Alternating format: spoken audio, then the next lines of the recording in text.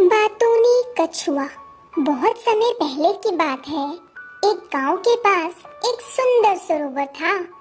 वहाँ बहुत सारे जल पक्षी और मछलियाँ रहती थी। उसी सरोवर में एक छोटा सा कछुआ भी रहता था। वह बहुत बातूनी था। वह केवल सोते हुए चुप रहता था। एक बार उस प्रदेश में भीषण सूखा पड़ा। सभी नदियाँ, झीलें और तालाब सूख गए, जिस कारण मछलियाँ मरने लगी और जल पक्षी दूर स्थानों के लिए उड़ गए।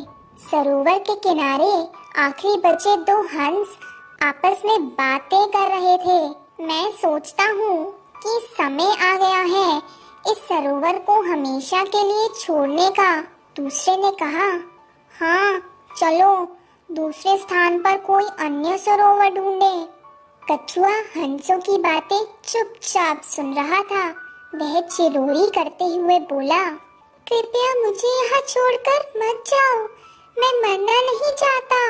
मुझे भी अपने साथ ले चलो। हंसों ने एक दूसरे को देखा। उन्हें कछुए के प्रति दया आ गई। वे उसे कैसे ले जाएंगे, वे इसी बात को सोचने लगे। उनके लिए उड़ना आसान था, परंतु कछुए के लिए इतनी दूर पैदल चलना कठिन था। कछुए ने उन्हें एक बढ़िया उपाय सुझाया। वह बोला, तुम क्यों नहीं एक मोटा डंडा उठा लेते? मैं उस डंडे को अपने दांतों से पकड़ लूंगा और उस डंडे के आखिरी सिरों को तुम दोनों अपनी चोंच से पकड़ लेना। इस प्रकार मैं भी तुम्हारे साथ उड़ सकूंगा।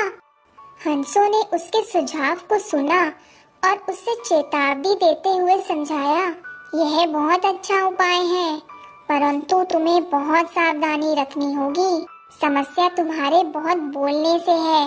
यदि तुमने कुछ भी बोलने के लिए मुंह खोला तो तुम धरती पर जा गिरोगे, और इसलिए डंडे पर झूलते समय तुम बिल्कुल बात मत करना। कछुए ने वचन दिया कि वह पूरे रास्ते नहीं बोलेगा, और हंसों ने उसी डंडे के दोनों सिरों को चोंच से दबा लिया। कछुए ने दांतों से डंडे को पकड़ लिया। वह अपनी लंबी उड़ान के लिए निकल पड़े। वे पहाड़, घाटी, गांव, जंगल से होते हुए एक शहर के ऊपर उड़ने लगे। इस अद्भुत दृश्य को देखने के लिए आदमी, औरत, बच्चे घरों से बाहर निकल आए। बच्चे शोर मचाते हुए ताली बजाने लगे। मूर्ख कछुआ यह भूल गया कि वह खतरनाक स्थिति में लटका हुआ है। इस जय जयकार के उत्साह में उसने अपना मुंह खोल दिया। इधर मुंह खोला और उधर उसकी पकड़ ढीली हो गई और वह उसी समय जमीन पर गिरकर मर गया।